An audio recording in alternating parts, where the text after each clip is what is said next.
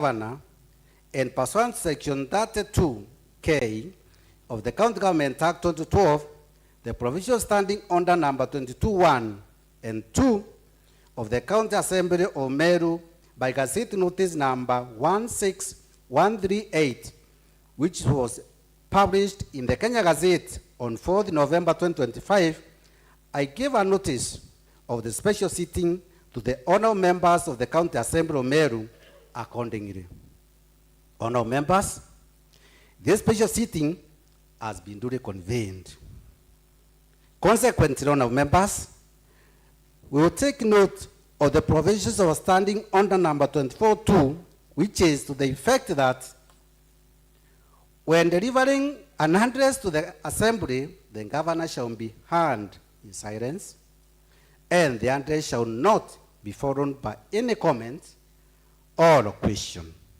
Therefore, honorable members, on this special sitting of the Assembly, we not expect any comment to arise from the floor of the Honorable Assembly today. Honorable members, also I wish to recognize the following teams who are with us this afternoon. One, we have Her Excellency the Deputy Governor, Honorable Linda Kiome. Let's appreciate her. Two, we have the CECs with us. Kindly, can you stand? And members, appreciate them. Thank you, the CECs. We have the directors with us. Can they also stand up? The directors present today, can we appreciate them? Then we have the representatives of the clergy. Where are they? Can they stand up so that we can appreciate them? Then also we have a team from the New Dawn. Can they stand up also that we appreciate them? Then also we have the workers, all the workers.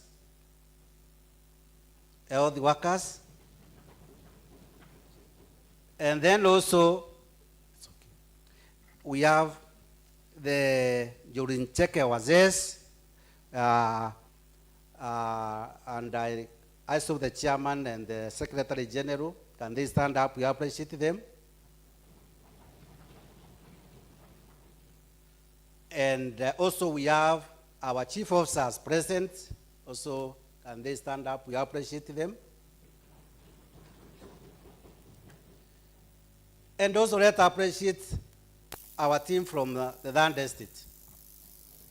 They do for us a very good job. And they have been part of the team to liberate Meru. With those remarks, honorable members, it is now my pleasure and privilege to invite His Excellency the Governor to take the floor so that he can address the Honorable Assembly. Welcome, His Excellency the Governor.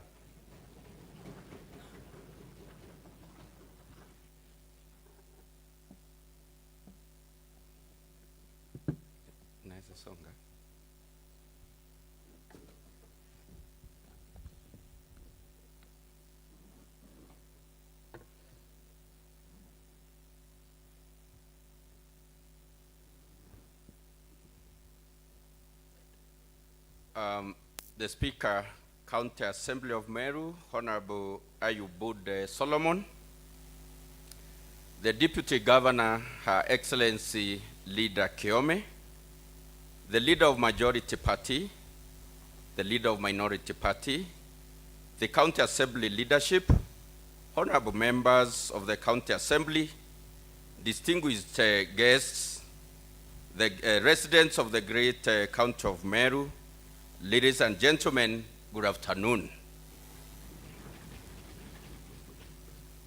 Mr. Speaker, sir, allow me on the onset of this address to join the rest of the nation to celebrate the life and times of our fallen hero, His Excellency Right Honorable Raila Amolo Odinga, a true statesman, a patriot, a steadfast champion of our nation's democratic journey.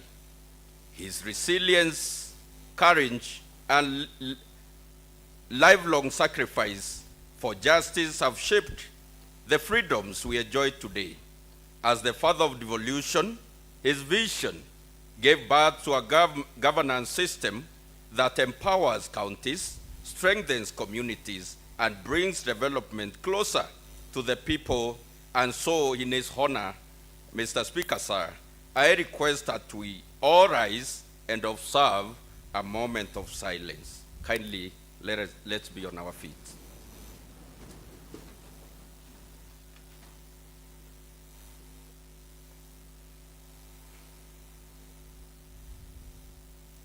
May the Lord rest his soul in eternal peace.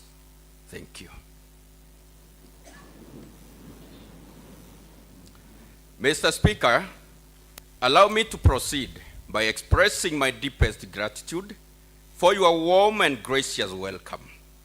I stand before you today pursuant to Article 183 of the Constitution, Section 32K of the County Government Act 2012, and standing order number 22 of the Meru County Assembly standing orders. Honorable Speaker, today I rise to deliver my first State of the County address, not merely to fulfill a constitutional obligation, but to reflect on our shared journey, our past, our present, and the future that we are determined to build together. From Kwariria in South Imenti to Kachuru in Negembe North, from Kadheri in Bori to Ngongowaka in Tigania East, from Akachu in Negembe South to Keago in Imenti Central. Indeed, across the breadth and length of our great county, we have come from far, and today marks an important moment to take stock of our collective milestones. Yet, even as we celebrate, we cannot forget the price paid by the valiant members of this assembly. We cannot overlook the pain endured, the sacrifice made, and the extraordinary courage demonstrated. Through the true character of the Meru people, fearless, firm, resilient, you held this county together at a time when it was teetering on the brink of collapse. For 2.5 years, you stood in the gap. You burnt the midnight oil so that our people could have liberation, stability, and hope. Thank you. Mr. Speaker, sir, I have often asked myself, where would I be today? And to whom would I be delivering this address to if this chamber had indeed been engulfed in flames and you had all perished? That is how close Meru came to losing everything, through the unmistakable hand of arsonists.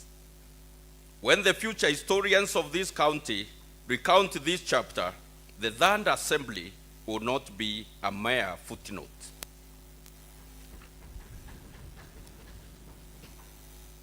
This assembly will stand tall as the bold catalyst for change.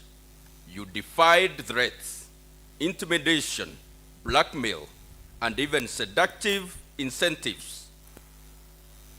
You transformed despair into hope, stagnation into progress, apathy into passion, pessimism into optimism, and chaos in tranquility. It is no wonder the people of Meru called you the Mau Mau of our time. You are indeed the new generation of Mau Mau, the heroes who ushered in the new Meru dawn. Your unity, your bravery, your unwavering resolve, this is the heroism of our generation.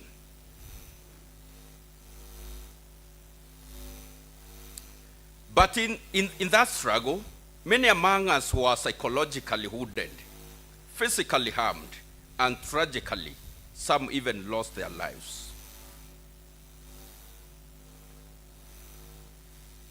Mr. Speaker, sir, again in honor of those who paid the ultimate price in the struggle to set Meru free from a chaotic and painful past, I respectively request that we all rise for a moment of silence. Kindly be on your feet.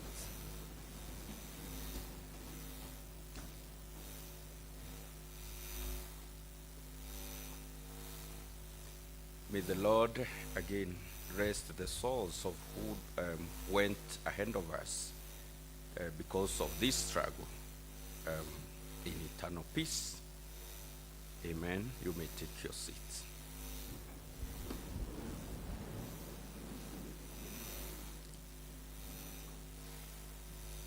May their memory forever inspire us, a steadfast commitment to peace, unity, justice, good governance, the strong foundations upon which we are building a prosperous Meru.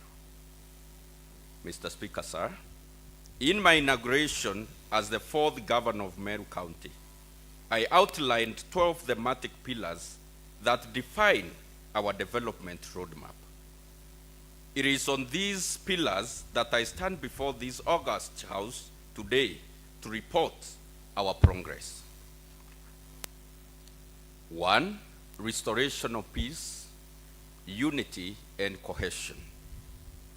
Mr. Speaker, sir, before we took office 8 months ago, Meru was on the national headlines for all the wrong reasons.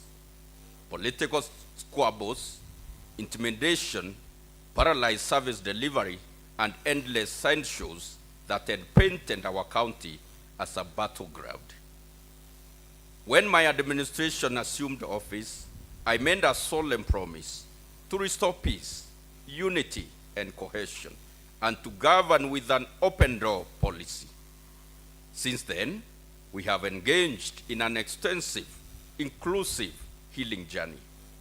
I have consulted widely with members of this Honorable Assembly, members of Parliament, our Senator, Jorincheke elders, religious leaders of all faiths, the business community, and our brothers and sisters in the diaspora. As a result, today, Meru is at peace. We have unity of purpose. We have stability.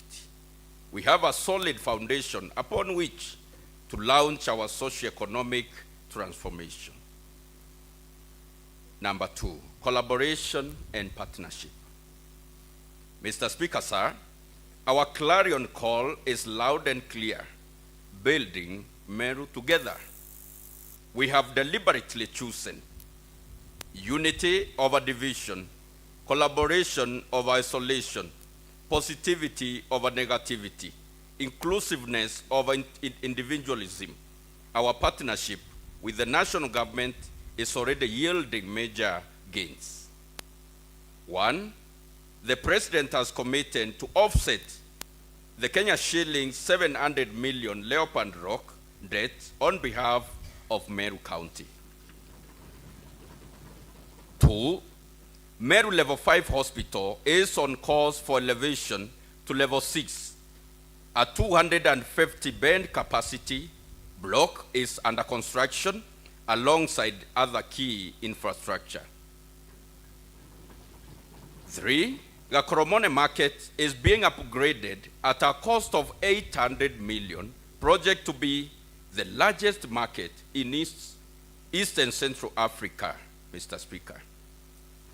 4, Maua, Kianjai, Mikidori, and other markets are being upgraded to ensure clean, organized trading spaces for our people.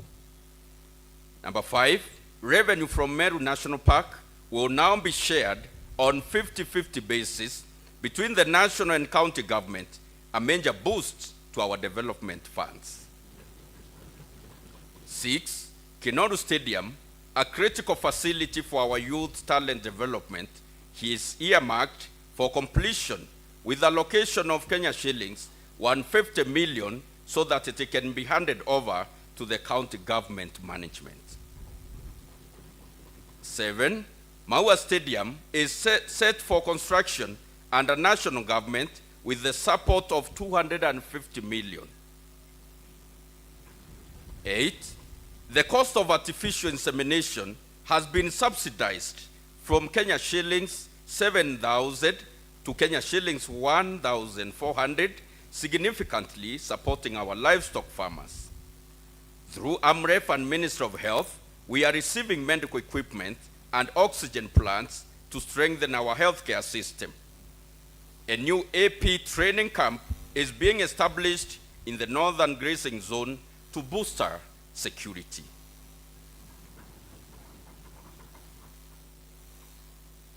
Promise number 3, on security enhancement in Bori and Nyambene northern grazing zones. Mr. Speaker, sir, as I have indicated many times, my core mandate as your governor is protecting the lives of our people and their property. Through cattle rustling, we've lost lives and over 8,000 hens of cattle. Through security, though security is the preserve of the national government, it requires collaborative efforts. The combined force for the National Police and the National Police Reservice and our county rangers, we have enhanced security in the northern grazing zone. My administration built a camp for National Police Reservists, availed 2 land cruisers, and supply of food and other amenities to 72 members of National Police Reservists, protecting our farmers in Nyambene northern grazing zones. Since I took over and declared war on cattle rustling, our livestock wealth is protected. To improve more on our security, the Horn of Africa Gateway Development Project is back and in progress.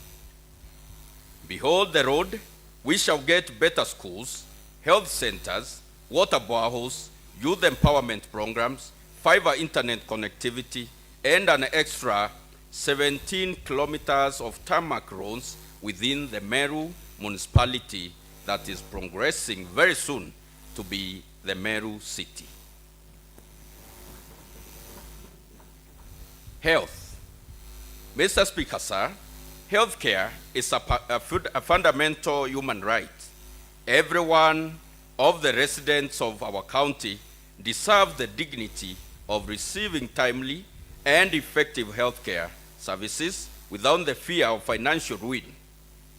Towards this end, having inherited a neglected healthcare system which was paralyzed by endless industrial action, we took deliberate actions through the process of negotiation and mediation to come up with workable solutions to end the stalemate. I'm happy to report that we are amicably implementing the same. Mr. Speaker, sir, as it is said, prevention is better than cure. We are strengthening the entire healthcare system across the county with a lot of focus on primary healthcare, which emphasizes both promotive and preventive health. Since I took office, my administration has worked tirelessly to improve healthcare system. To further strengthen the primary healthcare, and as promised in my inaugural speech, we have budgeted 111 million, which will cover CHP's community health promoters stipends for the entire financial year. So far, we have paid up to September 2025, and arrears will be paid within the current financial year. The promoters are key pillars to better health services. I also salute them for critical role they play in helping in registration of SHA. Mr. Speaker, sir, a society that values its mothers secures its future. That is why my administration has placed maternal health care at the very heart of our development agenda to ensure that every mother in Meru carries her child with dignity, delivers safely, and returns home healthy. To achieve this, my administration has completed and equipped multiple maternity wings, revived long-abandoned facilities for timely and efficient healthcare services to our people. Just to mention a few cases, we have the MBERE Health Center maternity that had been abandoned for 8 years. We operationalized the maternity, and now it has recorded 120 deliveries in those few months. Another one is the theater of Mutuma Level 4 Hospital that has recorded 400 successful operations.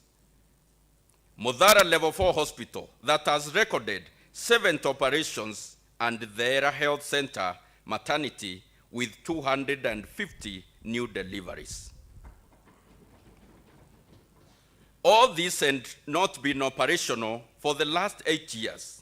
Last week, we commissioned a theater and dental unit and a male ward at Mikombone Level 4 Hospital. This has greatly reduced the need for mothers traveling long distances seeking maternal or other health care services. Additionally, my government has distributed over 200 Kenya shillings million worth medical supplies. Mr. Speaker, I can proudly report that in collaboration with the national government, we are on course to upgrade Meru Teaching and Referral Hospital to Level 6. Currently, the facility offers between 600 to 700 outpatient and 630 inpatient services. With the upgrade, we are looking at an increase in numbers from 800 to 1,000 outpatients and 800 inpatients. In the efforts to further improve healthcare services, my administration has allocated 46 million in the current financial for completing stored projects at the facility. Construction of another ward block by national government through the Ministry of Defense is now underway and will add an additional 250 beds. Together with the current bed capacity of 360 inpatients, making a total of 860. This state-of-the-art block will include a modern burns unit, a resource center, a skills lab, and physiotherapy center. This new development is a giant leap forward in healthcare management, a bold step toward modern, efficient, and world-class healthcare, right here in Meru, with no need to travel to Nairobi for specialized healthcare. Mr. Speaker, sir, Meru County is among the top counties with high cancer prevalence rate. At least 120 patients are receiving monthly chemotherapy services at Meru Teaching and Referral Hospital. My government is fully aware of the importance of early diagnosis and treatment in saving lives. My administration has rolled out cancer screening medical camps across the county. These campaigns will continue.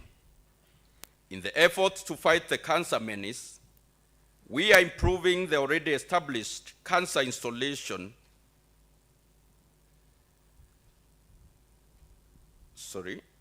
Established cancer by installing ultramodern CT scan that is helping in early diagnosis and treatment of cancer cases. The center is providing screening services for breast, cervical, and prostate cancers. Additionally, inpatient and palliative care is integrated into our oncology center. Mr. Speaker, sir, I appeal to our people to seek early cancer screening for early detection and treatment. Mr. Speaker, sir, across our sub-counties, the following are the ongoing works towards expanded and improved healthcare infrastructure. At Nyambene, completion and equipping of male ward, renovation of the casualty unit, and the CT scan room upgrade. At Githongo Hospital, we have completed and are now equipping a new theater. At Miadhene Hospital, we are in the process of completing ward block and equipping to increase bed capacity from current 30 to 100 bed capacity. At Mikidori, we have completed construction of an outpatient and ultra-modern theater ready for equipping. At Kangeta, we are in the process of putting up ultra-modern maternity wing with maternity theater almost complete. At Kibiritia Hospital, we are equipping both male and female wards. In order to improve immunization services, my administration is collaborating with the Ministry of Health. In collaboration with the Ministry of Health, has installed 75 cold chain equipment across the county, and 9 more are coming. At Kanyakine, Mr. Speaker, we have proposed works for the construction of a maternity theater. Additionally, the facility is now equipped with a new high digital X-ray machine, enhancing diagnostic access for our people. To further expand access to healthcare, we have put up Ngoshishi Dispensary in Bori Sub-County to serve an hitherto neglected section of our population.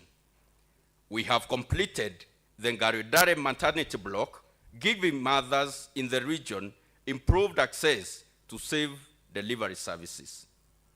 We have completed a radiology block at Kinoro Health Center, hence strengthening imaging capacity in the area. This financial year, Mr. Speaker, sir, we are slowly but surely picking up a momentum. A total of 73 projects are in the procurement pipeline, demonstrating our sustained commitment to healthcare and development. And finally, Mr. Speaker, sir, in partnership with M-Pesa Foundation, we are constructing comprehensive maternity block at Metunto and Timau. These blocks will include ICU services, newborn units, and maternity theaters. This indeed is building Meru together. Thank you.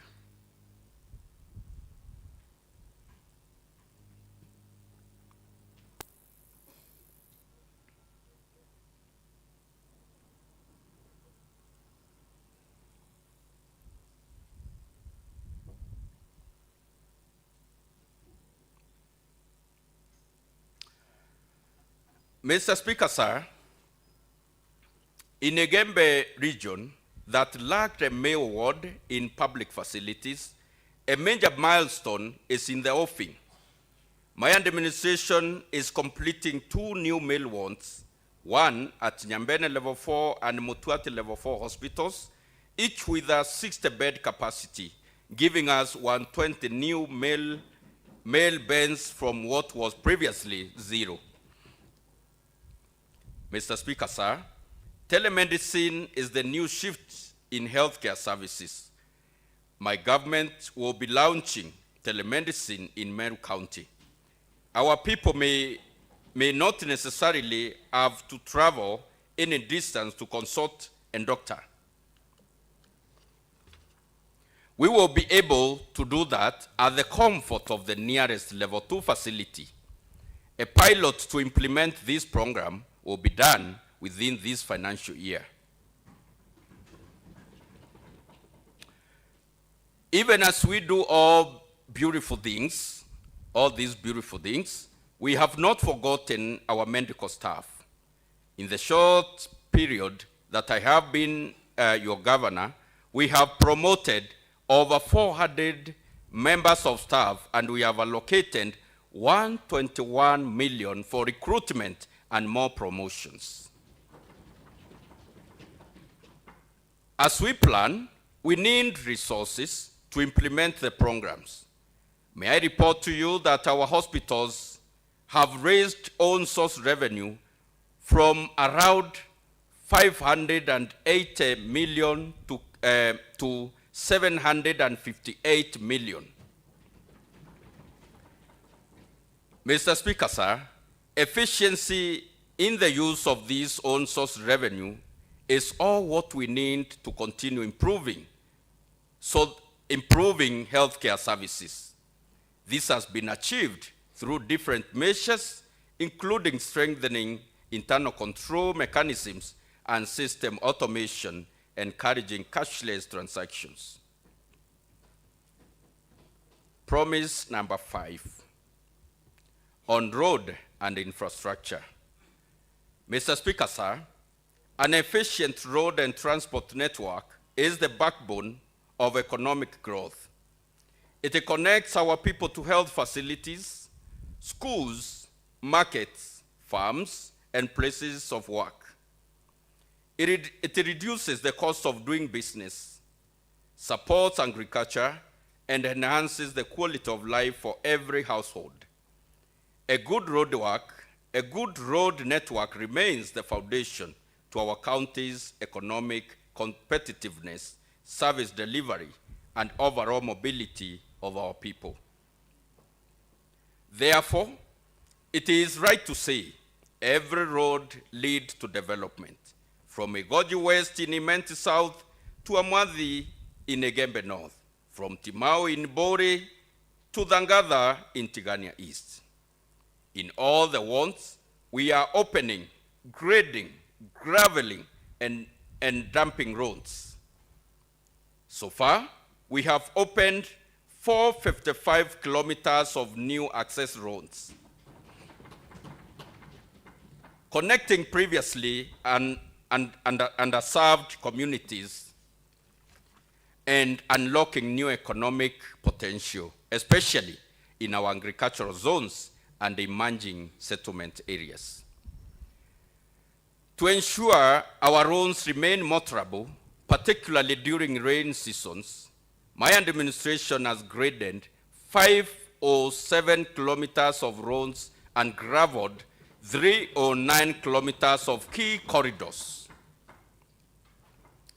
Mr. Speaker, in addressing storm water management and road resilience, we installed 478 meters of culverts, enabling proper drainage. We've also constructed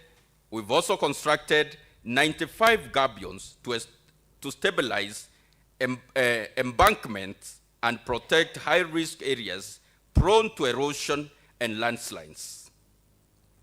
To further improve connectivity between communities separated by rivers and valleys, my government successfully constructed 5 new bridges. These structures have transformed regional connectivity, supporting trade, safety, and social interaction. Mr. Speaker, during this financial year, 2025-2026, my administration, with the support of this Honorable House, has allocated 1.333 billion to the Department of Roads, Transport and Energy. These resources will go towards the opening, grading, and graveling of key access roads, construction of bridges, culverts, and drainage structures, improvement of urban road networks, expansion of street lighting and installation of high-mast lights, maintenance of existing road infrastructure, and energy facilities across all wards. This investment reflects our collective commitment to improving mobility, enhancing safety, stimulating trade, and ensuring equitable access to essential infrastructure for the people of Meru County. Mr. Speaker, sir, we continue We continue to expand access to lighting across the county to improve security, support small businesses, and extend market hours. This financial year, we have allocated Kenya shillings 13 million for the purchases of repair materials for floodlights countywide. In addition, we have allocated 11.5 million for installation of new floodlights under the Ward Development Fund. This targeted energy investment will stimulate business activity, improve safety, and bring more trading hours to rural centers. Mr. Speaker, sir, these projects reflect a strong people-centered development agenda. They show prudent allocation of resources, firm support to farmers, renewed commitment to infrastructure, and deliberate investment in modern, sustainable, high-impact programs that will transform Meru's agricultural economy for generations. Promise number 6, youth empowerment, sport and digital opportunities for the tech-savvy generation and women empowerment. Mr. Speaker, sir, Meru is a land of fearless warriors. And today, that same spirit lives in our young people. Our county is home to a generation that is bold, supremely talented, digitally savvy, and unafraid to dream beyond the limits of yesterday. They are the creators, the innovators, the athletes, the thinkers, the risk takers, and the engines of our future economy. When our youth rise, Meru rises. When their potential is unlocked, our entire county transforms. It is for this reason, Mr. Speaker, that my administration has placed the youth at the center, at the very center of our development agenda. Not as beneficiaries, but as partners. Not as observers, but as drivers. Not as demographic statistics, but as the heartbeat of Meru's next chapter. Mr. Speaker, sir, in the last 3 months, my administration has taken bold strides to nurture talents from the grassroots. In partnership with the Kenya Football Federation, we have distributed sports uniforms, footballs, and volleyballs to 40 primary schools, junior and senior secondary schools, and community teams. Through our ward tournament, we will continue to supply sports gears across all wards as we grow and refine talent from mashinani to national stage. Mr. Speaker, one of the defining achievements of this year is the Governor's Cup tournament. Officially launched on 12th October 2025 at Mailitatu Stadium.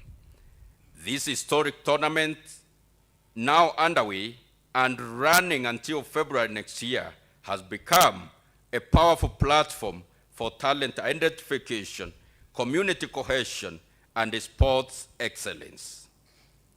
It is uniting our youth, rekindling competitive spirit, and positioning Meru as a rising powerhouse in national sports. We have also strengthened sports infrastructure.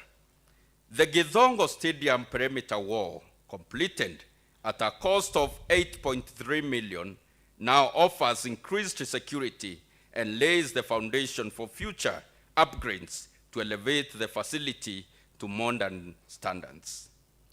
Beyond sports, Mr. Speaker, we are supporting our youth economic empowerment.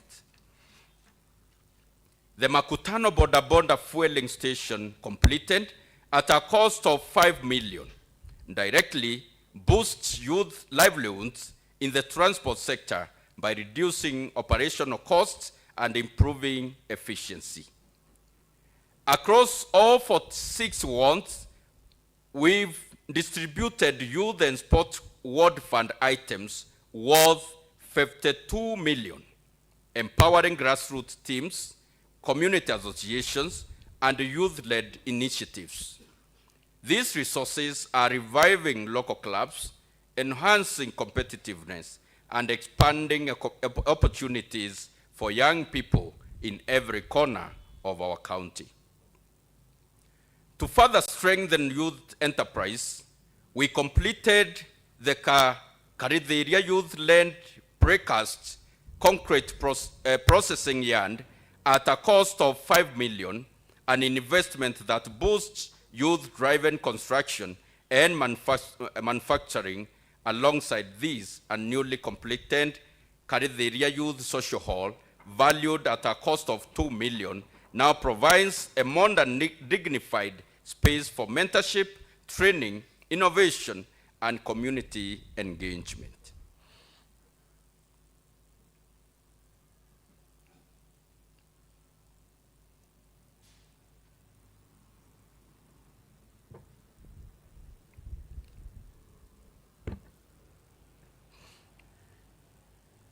Mr. Speaker, sir, in the current financial year, 2025-2026, my administration has already initiated the procurement of youth and sports ward fund items worth 87.3 million, covering all 46 wards.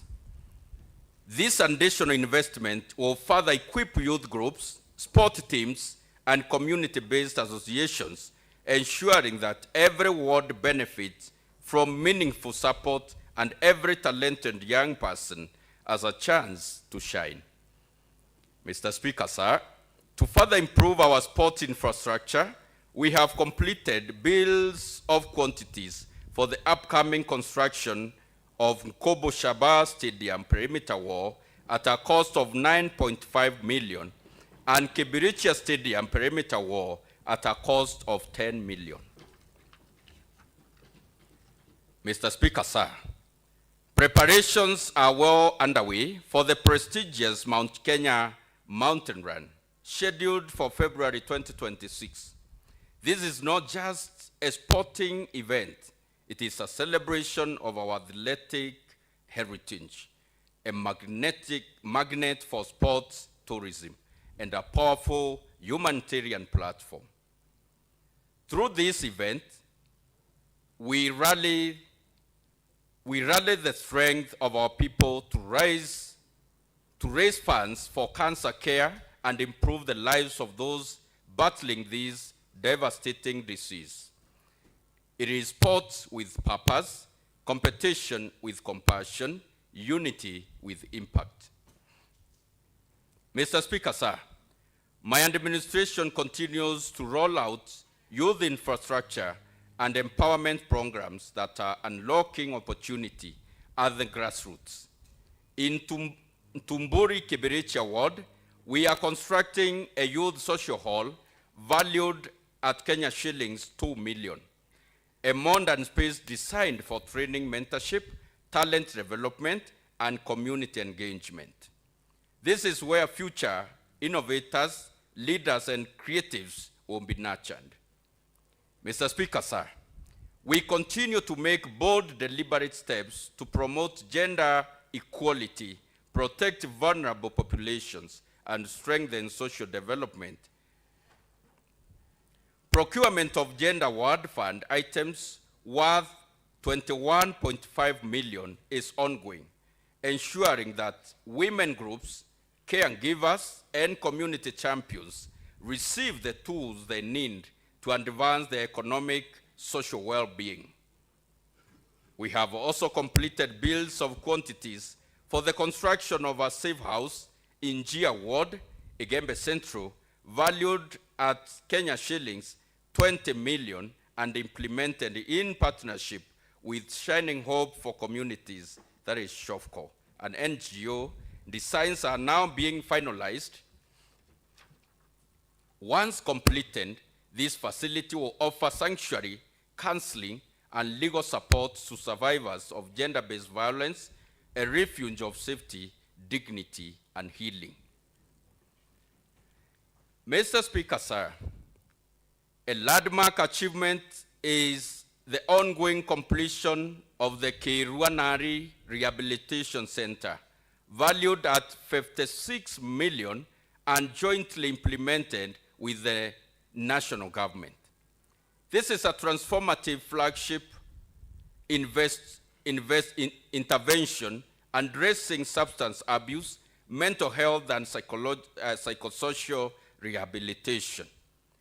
In many families, Mr. Speaker, addiction has been a silent crisis. This center gives hope, restoration, and a second chance. Mr. Speaker, sir, the Meru Youth Service will be back stronger and more engaging. In this financial year, the Meru Youth Service will recruit our youth who will assist in community service and share registration. As they assist, they will receive a stipends of Kenya shillings 500 each on daily basis. Mr. Speaker, sir, as I have often said, Meru people respect women. We honor our wives, our mothers, and our daughters. We support women in leadership in recognition of their vital role as economic pillars in our communities. My administration is implementing the Rukisha program, a Kenya shillings 24 million women's revolving fund. Formalization through an MOU with the Meru County Microfinance Corporation is underway, paving the way for women-led enterprises to scale and thrive sustainably. My government remains inclusive and intentional in supporting persons with disability.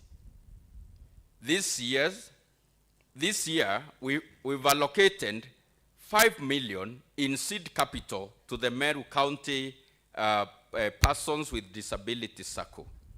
Kenya shillings 5 million for assistive devices, and Kenya shillings 2 million to support persons with disability, parasports and games.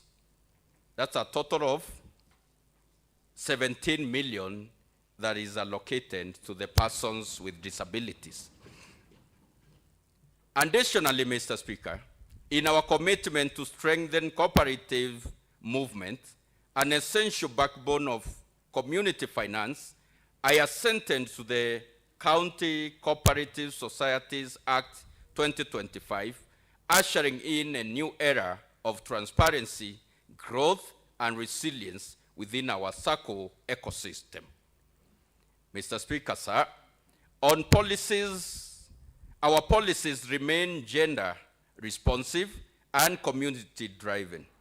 Because we know this truth, when women rise, families flourish. When youths are empowered, communities thrive. And when our most vulnerable are supported, the entire county progresses. Mr. Speaker, sir, today I want us to pause and reflect on a group of young people whose dreams matter, our teenage mothers. Too often, society points fingers at them instead of extending a hand to lift them up. Yet behind every young mother is a girl who still carries talent, potential, and a future worth fighting for. Sadly, statistics indicate that Meru is among the leading counties in teenage pregnancy.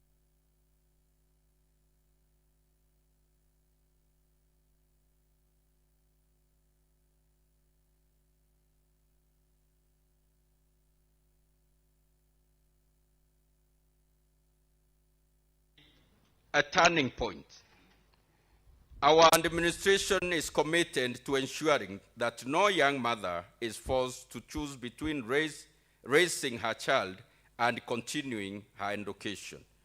We are expanding vocational training centers to help them access skills training, psychosocial support, and community mentorship so that every young mother can rise again with dignity.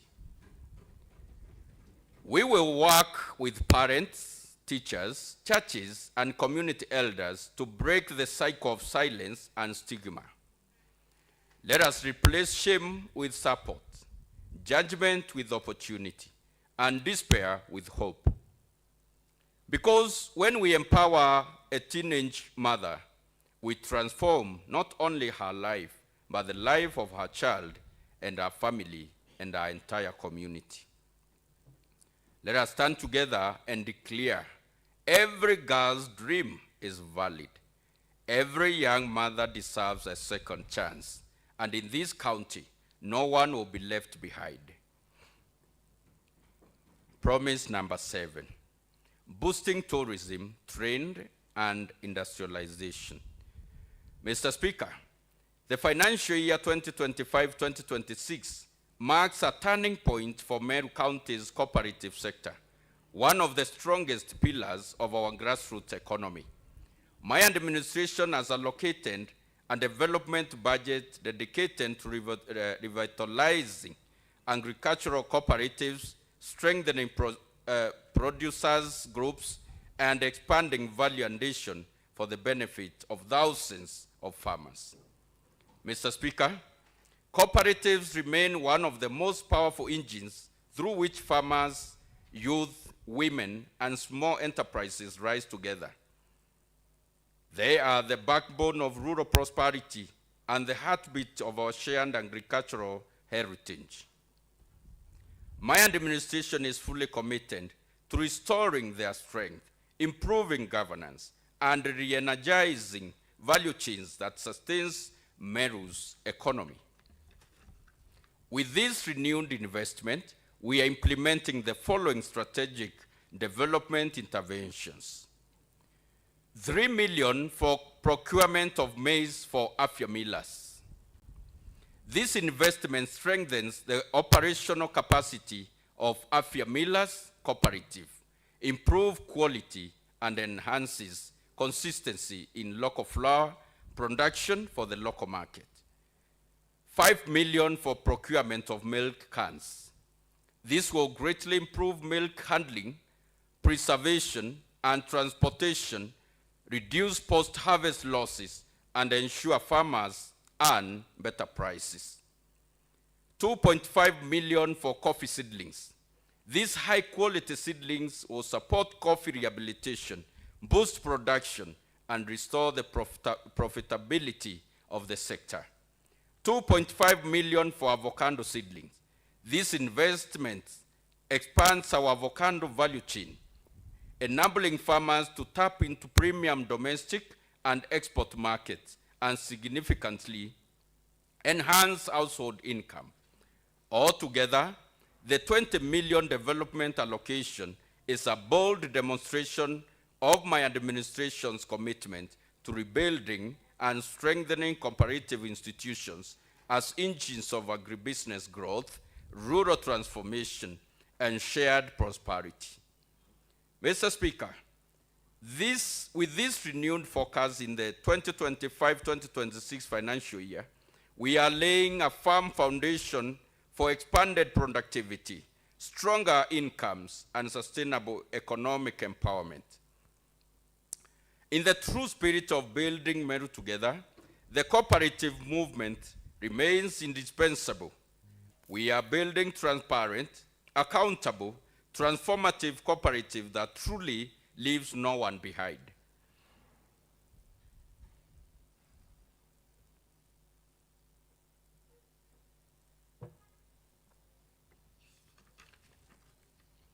Mr. Speaker, this year we have allocated 9 million towards strengthening tourism visibility, accessibility, and visitor experiences across our county. Our goal is clear: to promote Meru's identity, elevate our natural and cultural heritage, and position our county as a premier, welcoming, and competitive destination. Recognizing the central role of MBERE in our rural economy, my administration introduced the MBERE County Promotion Bill 2025.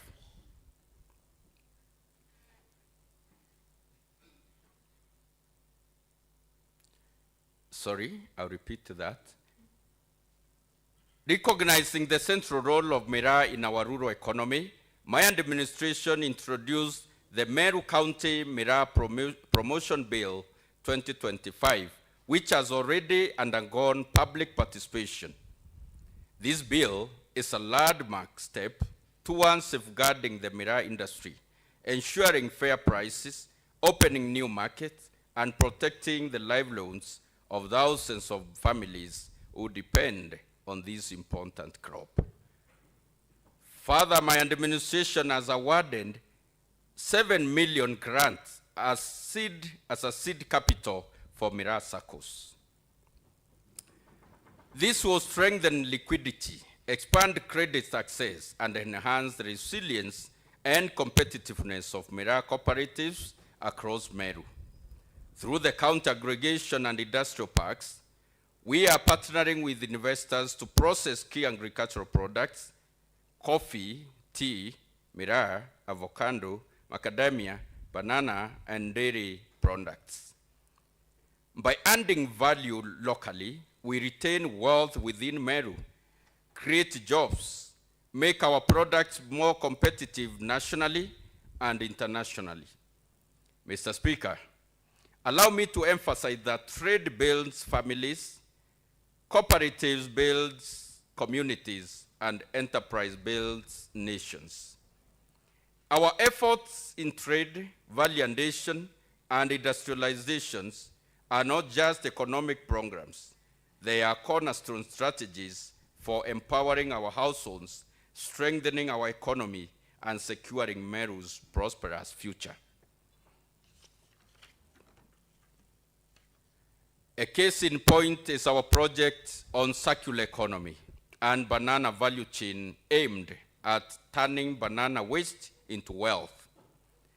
This year, we are procuring banana fiber extraction machine that will go a long way in helping our farmers cooperatives and youth-led enterprises to transform banana stems into usable fiber and other products like hair and other products. In addition, other banana biomass will be processed into organic foliar fertilizers, granulated compost manure, among others. This approach will not only reduce solid waste, but will also create extra income streams for farmers, youth enterprises, and cottage industries across the county. The said project targets to train approximately 2,000 youths and boost the income of our 10,000 households in a duration of 3 to 6 months. Mr. Speaker, this year, the Directorate has been allocated 9 million to support initiatives that enhance tourism, visibility, accessibility, and visitor experience across Meru County. Our focus has been clear: to promote our county identity, strengthen regional tourism, and make Meru a destination that is both welcoming and memorable. I'm proud to report that we have made significant progress. The Kwariria Tharaka Nithi Bonda signage has been successfully completed. This signage, standing proudly at our southern entry, now warmly welcome visitors into our beautiful county. It is more than a sign. It is a statement of our identity, culture, and pride. Work is also in progress. Work is also progressing well on the Timau Nanyuke Bonda signage, our key northern gateway. Once completed, this signage will further enhance Meru's visibility, strengthen our connections with neighboring regions, and improving the experiences for every visitor who crosses our borders. Mr. Speaker. These projects are not merely infrastructure. They are investment in the future of Meru tourism. They reflect our commitment to creating a county that is recognized, respected, and visited. They reflect a county government that prioritizes strategic, tangible, and impactful initiatives that benefit our residents, attract visitors, and contribute to economic growth. As we move forward, the Directorate remains committed to efficient project delivery, transparency, and excellence. We will continue to ensure that Meru County is not just a place on the map, but a destination that captures the hearts and minds of all who visit. Key among Meru landmarks rising against the Meru skyline is the rising Rungu ya Moi and the Jomo Kenyatta fly whisk, the symbols in Jorincheke Street that unmistakably visible, a timeless symbol of wisdom and authority and unbroken heritage of our land. Promise number 9, agriculture, livestock, and fisheries. Mr. Speaker, agriculture remains the heartbeat of Meru's economy. It is the backbone of households' incomes and the foundation of our food security. Over the past month, my administration has worked tirelessly to enhance agricultural productivity, strengthen livestock systems, and expand fisheries development, ensuring every farmer, pastoralist, and aquaculture producer benefits from a modern, inclusive, and competitive agricultural economy. Through NIRIO, we accelerated registration of farmers into our digital database. Today, 285,000 farmers are registered, unlocking accurate targeting of inputs, subsidies, and extension services while enhancing transparency, accountability, and equality. Mr. Speaker, to strengthen food security, we have made the following strides. Distributed 58 tons of certified maize seeds, 2,008 kilograms of sunflower seeds, and certified bean and sorghum seeds have been distributed to support planting across all households, including the most vulnerable. To boost horticulture, we have distributed 66,700 grafted avocado seedlings and 22,200 grafted macadamia seedlings have been distributed across all wards, positioning Meru as a leading horticulture hub. Under NAV CDP, Meru will receive 374.5 million with 15 million county co-funding to strengthen production, support farmers groups, and expand extension services. The Kenya Agribusiness Development Project will inject an additional 10.9 million to support agribusiness expansion. In livestock, 15.2 million has been allocated for veterinary supplies and vaccines to control livestock diseases across the county. We have further allocated 3 million for artificial insemination services, including imported and local semen, liquid nitrogen, and essential AI or artificial insemination materials aimed at improving milk yields, increasing resilience, and boosting farmer earnings.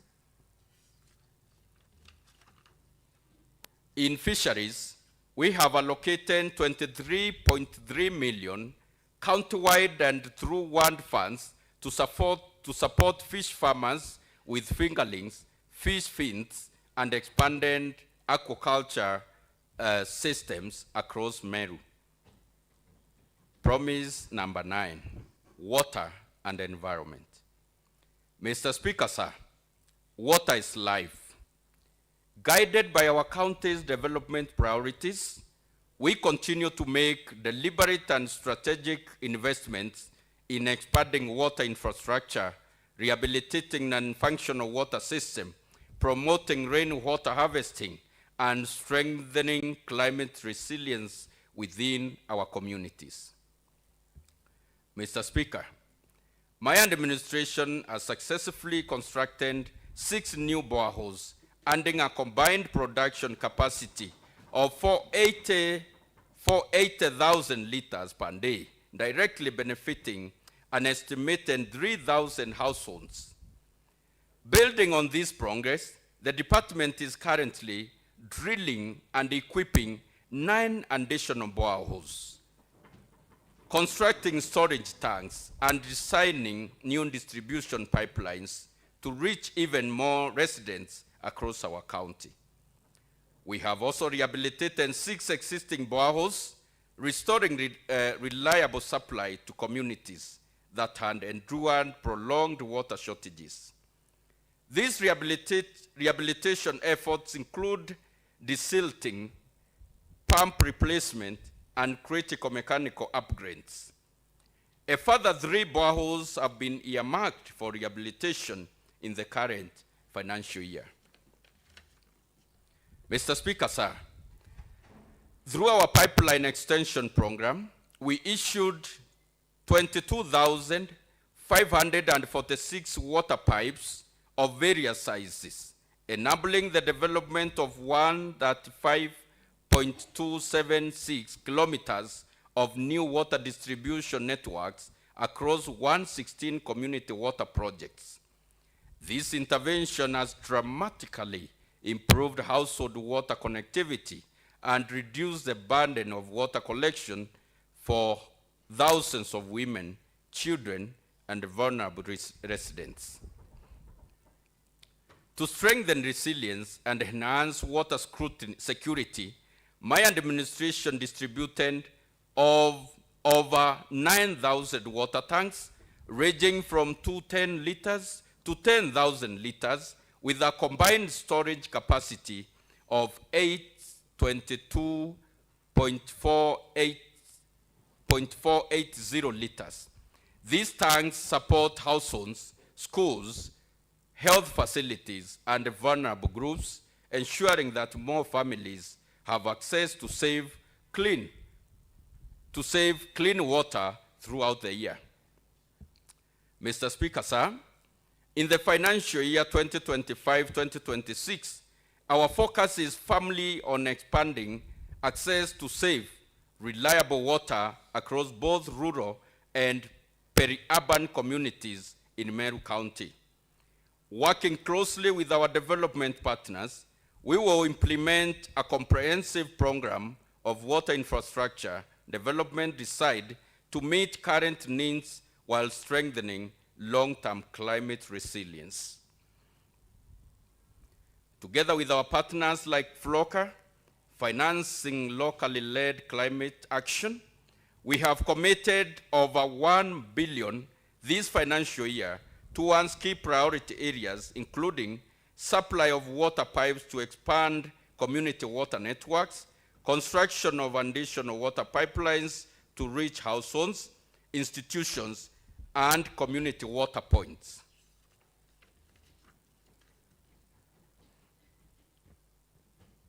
Drilling of new boreholes in areas experiencing acute water scarcity, equipping boreholes with pumps and mechanical systems to guarantee dependable supply, repair and rehabilitation of existing boreholes to optimize water yields, construction of storage tanks in households, community and institutional levels to enhance resilience, designing and distributing pipelines to ensure efficient, equitable water delivery across all serviced regions. Mr. Speaker, sir, Under the Financing Locally Led Climate Action FLOCA program, my administration has advanced climate adaptation and water resilience projects. In this regard, we have procured a drilling hammer to improve borehole development efficiency, supported pipeline extension, borehole equipping, and mortar replacement across 29 community boreholes, including key sites such as Mitonto VTC, Mikidori Market, and Ntonyero Primary School. Mr. Speaker, sir, these water sector investments are designed to strengthen household water security, reduce the time and energy spent on water collection, and build community resilience in the face of climate variability.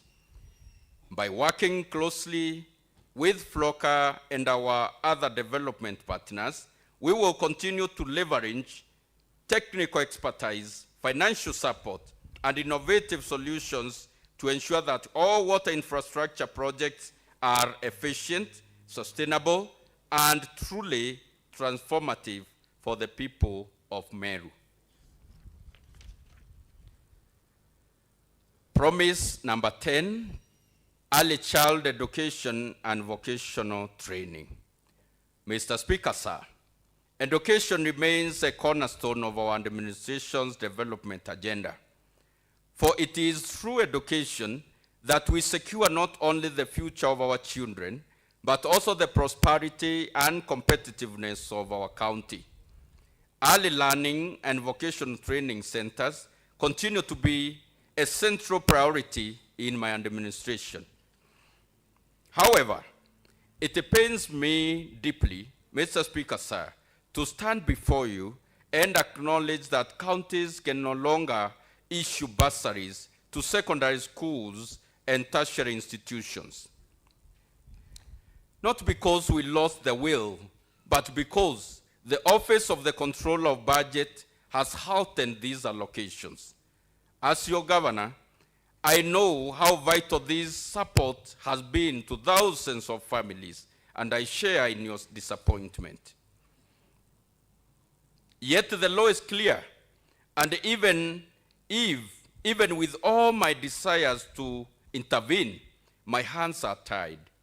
I regret that program so close to our hearts has been disrupted.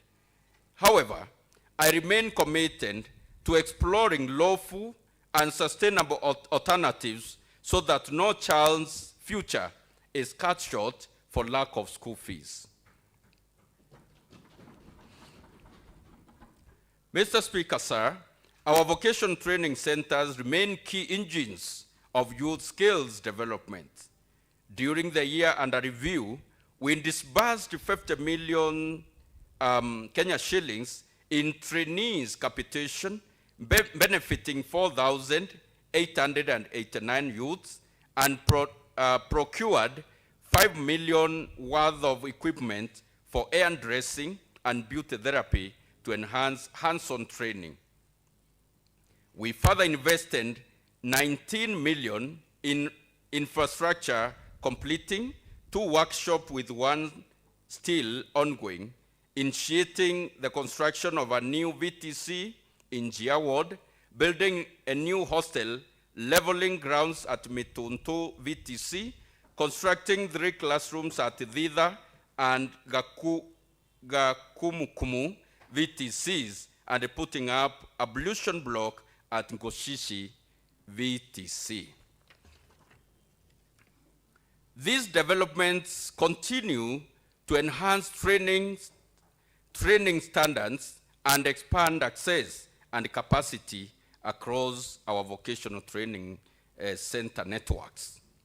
Mr. Speaker, sir, in the current financial year, my administration continues to focus on its transformative agenda to strengthen education delivery across early child development, education, and vocational training centers.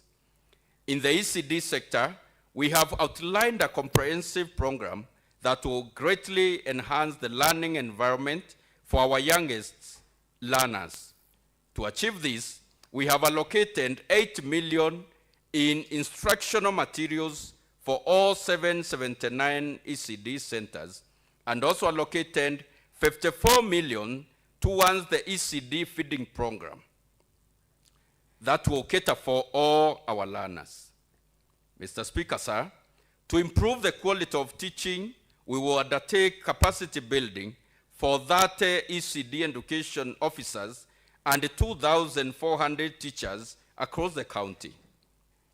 As a government, we shall continue to prioritize the improvement of learning environment for our children. Towards this end, we shall be constructing 9 new ECD classrooms valued at 50 million Kenya shillings, alongside the completion of 18 ongoing classrooms at a cost of 14 million. Additionally, we will equip ECD centers with furnitures, complete sanitation facilities, level school grounds, install biogas systems, and provide sewing and leatherwork equipment to specialized VTC centers. Importantly, Mr. Speaker, even as we improve on the infrastructure, we have not forgotten our ECD teachers. We are implementing the ECD Teachers Scheme of Service for 1,693 teachers, a critical step in improving professionalism, motivation, and retention within this vital workforce.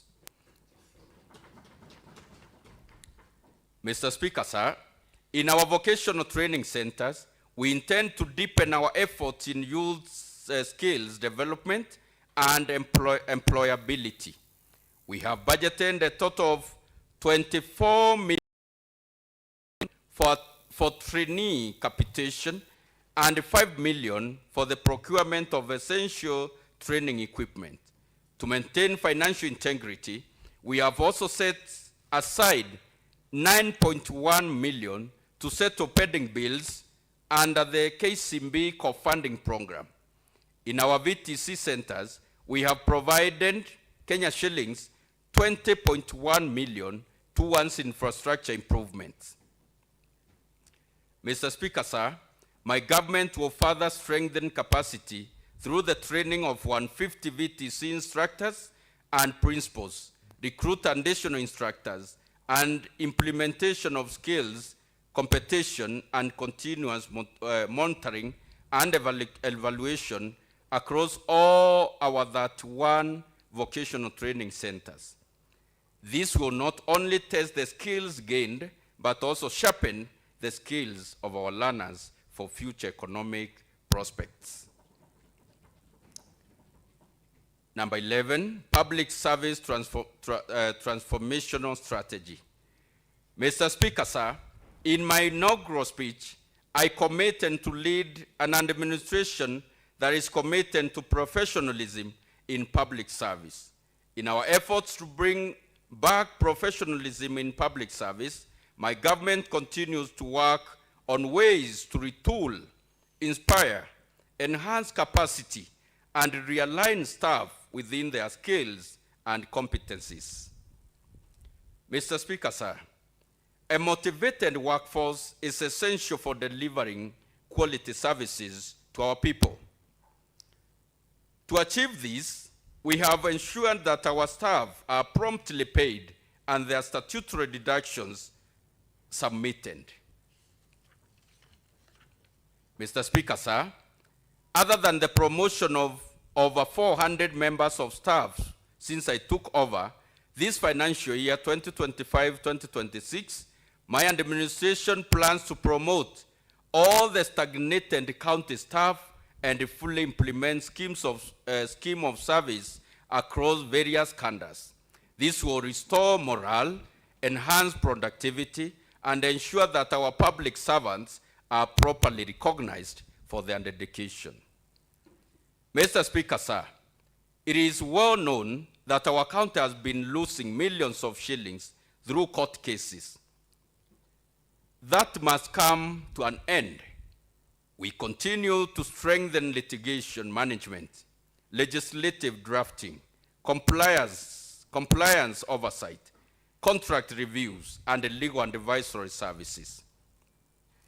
This has safeguarded county's assets, minimized legal risks, and ensured that county programs and partnerships are anchored on firm legal foundations. The Office of County Attorney shall continue to work closely with department and this honorable house to protect public resources and uphold rule of law. Mr. Speaker, sir, the stewardship of these public finances is the backbone of any functioning government. I stand before you. I'm proud to report significant progress, prudent management, and transformative reforms undertaken by the Department of Finance, Economic Planning, and ICT. Mr. Speaker, our progress has not been without challenges. One of the most significant hurdles is the delay in exchequer releases from the national government. Most of our county budget is funded through equitable share allocations. Therefore, any delays in disbursement means delay in service delivery. Despite these constraints, the county must continue to meet crucial monthly obligations such as salaries, utilities, and essential operations. We remain hopeful that the National Treasury will address this challenge to ensure uninterrupted service delivery. Mr. Speaker, sir, the county has historically grappled with the problem of large pending bills. In my administration, with the support of this honorable house, we have provided necessary legal guidelines and laid down strategies aimed at increasing own source revenue, which will in turn increase the Meru County revenue and facilitate in reducing pending bills. Mr. Speaker, under my administration, and driven largely by enhanced revenue automation, streamlined systems, and stronger enforcement, collection is projected to increase. Mr. Speaker and honorable members, as we continue to implement sound fiscal policies, enhance accountability, and invest in digital transformation, our guiding principle remains simple. A financially disciplined county is a county that delivers development, protects its people, and secures its future. In conclusion, Mr. Speaker, I again state that my administration cannot build Meru alone. We shall build Meru together. Therefore, as I did during my inauguration as the fourth governor of Meru, I call upon all leaders in Meru County to work as one team, regardless of political differences that may arise. To the entire leadership in Meru, the members of County Assembly of Meru, our senator, our women rep, our members of parliament, let's continue to work as one cohesive team. All leaders in Meru County, the professionals, expatriates from our land and those working abroad, please let us join hands to bring back the smile of our motherland, Meru. Let us continue this journey with open hearts, open minds, and a commitment to making Meru a thriving, prosperous, and united county. We know it can be. I end by quoting the famous ones in the Ubuntu philosophy that I am because you are, and because you are, therefore I am. In other words, there is no me without you. May God bless you all. May God bless the great county of Meru. May God bless Kenya, and let us build Meru together. Thank you.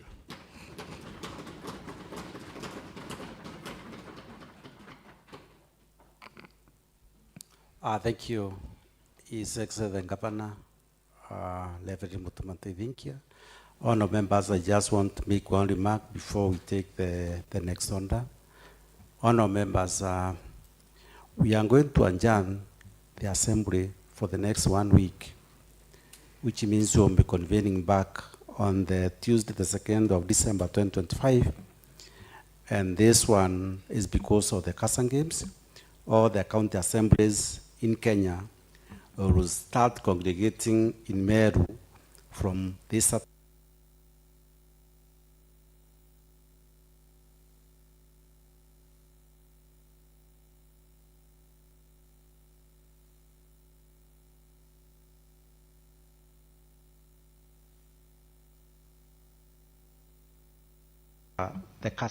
The county assemblies forum as an event. The first Sunday, the NIRIO assess SALA event. And so on Sunday, this Sunday we shall be meeting here at 10 a.m. Then we shall march to Kenodu Stadium. We shall have a brand donation day there, and then close with our speeches, and then of course some form of entertainment. And then on Monday, at 10 again, we shall converge the assembly again, and we expect our beloved His Excellency the Deputy President, Professor Kithure Kindiki, to grace the occasion, and of course with our even Governor, His Excellency Mutuma Ntivinkia. Then we will start from here, then go to Kinoru, march to Kinoru, and then we shall have the entertainment, the speeches, and then we close the day at that, and then we start the events now on Tuesday. That will be on Tuesday, the 25th. Clerk, can we take the next order? Order number 3, adjournment. Thank you, honourable members. AJ NIRIO TV.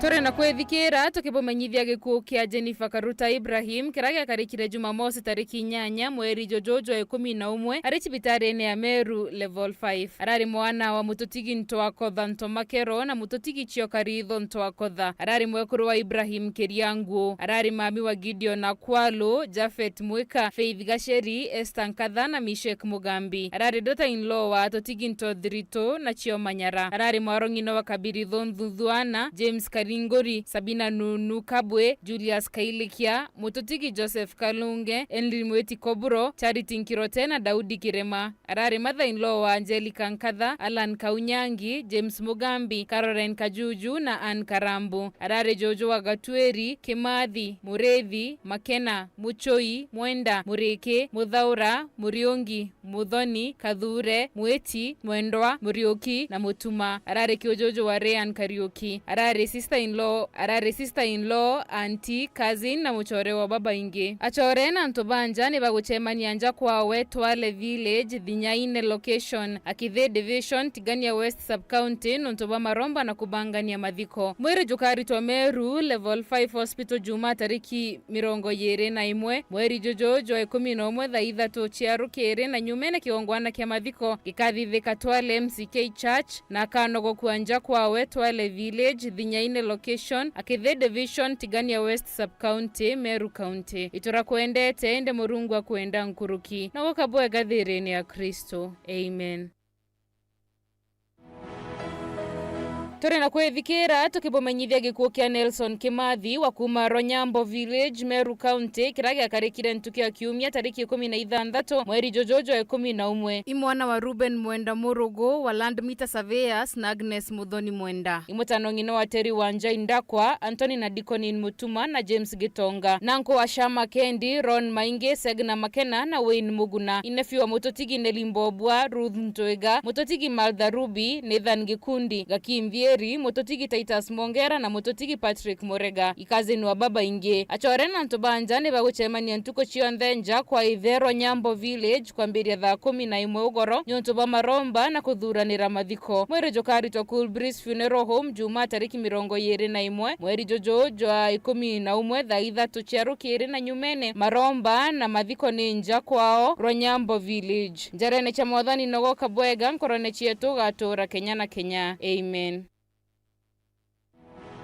Turena kwethikira tukibumenyithia gikuo kia Alexander Gatumo Mburugo kirage akarikire Jumatatu tariki 10 mweri jojojo 11 nyuma ya mbajo akagita karaja imukoro wa mutotigi Ignazia Gatumo na Jane Gatumo neither wa Mweti Gaki Bundi Kinoti Kadhoni na Julius ni father-in-law wa Judy Robert Kimutai na Chebet ijojo wa Tracy Fatuma Leo Mia Mudhomi Kendra Makena Kai Scarlett na bange baba inge imutana wa mutotigi Mtomburugo Kaunti na mutotigi Julieta Egoji Mburugo. Imutano ngino wa mutotigi George, Julius, Bernard, Sensinta, mutotigi Kimathi, Wanja, Mukunga, Gasheri na Charity. Mweri jukari tochogori hospital mochari Juma tariki 21 mweri jojojo 11 thaa 3 cia rukiri na kiongwana kia mathiko ekethirwa kiri kanisa-ine ya Our Lady of Victory Rimbene Catholic na nyumeni akanogo kuanja kwawe Rimbene Village South Imenti Constituency Meru County. Na wakabwega ya Kristo. Amen. Grace Park Medical Hospital ni sibitari iretongeretie kiri wajani botungata bogima bwa mwiri na iri na uteabwa kinande gutigira aje bara bagutungatirwa ku iba gutatirwa bwina njira ibatere muchiari yakoya amia koya akudari mwana. How does she benefit? Kanani utedio buri kwa kawa? Mwekorojo ejire na maybe rwakai